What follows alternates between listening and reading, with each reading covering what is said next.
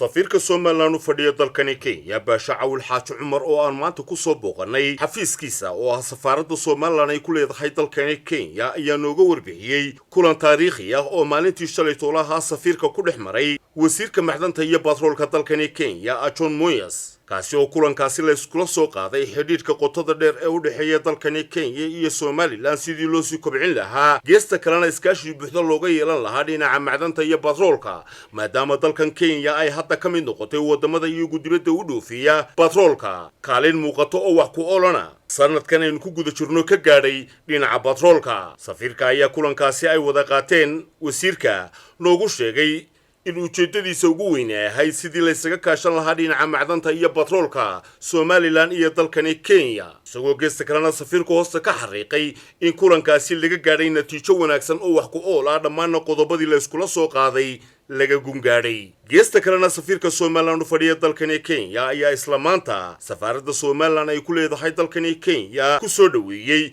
Marwe Adna Aadan Ismaaciil oo kamid ah halbowlayaasha geyga Soomaaliland taariikh qoto dheer lana ku leh dalka Soomaaliland dhammaan shacbiga reer Soomaaliland ugu jirta baaldahaba haddaba safiirka oo kulamadaasi ay wada qaateen wasiirka iyo Marwe Adna Aadan Ismaaciil ba noo soo koobaya ayaa waxa uu ku bilaabay sidatan bismillaahi raxmaani raxiim waxaan shalay la kulmay wasiirka macdanta iyo shidaalka ee dalka Kenya wasiirka waxaan ka wada hadalay cilaaqaadka labada dal ee Soomaaliland iyo Kenya maadaama dalka Kenya uu noqday wadamada iminka iyagu shidaalka soo saara bishii la soo dhaafayna ay noqotay maalintii ugu horeysay ama waqtigii ugu horeysay ee dawladda Kenya bilowday inay shidaalka dhoofiso fursadaasi runtii waxay ahayd fursad aniga iyo wasiirkuba ka wada sheekaysanay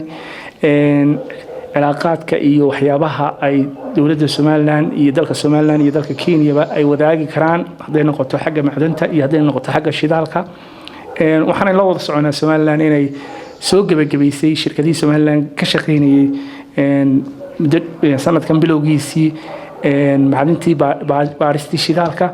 oo ay sameeyeen survey-gii ugu ballaarnaa Afrika ee dhulka shidaalka laga baarayay taasina runtii waxay ahayd guul siyaasadeed oo Jamhuuriyadda Soomaaliland ku talaabsatay waxaan rajaynaynaa mustaqbalka dhow insha Allah in aynu helno shidaalkii oo aynu shirkaduhu insha Allah galaan fiiskii labaad oo ah qodista maadaama xafiiska Soomaaliland halkan fadhiya Soomaaliland ka shaqeeyo cilaaqaadka haday noqoto xag ganacsi haday noqoto xag siyaasadeed iyo haday noqoto xag amniga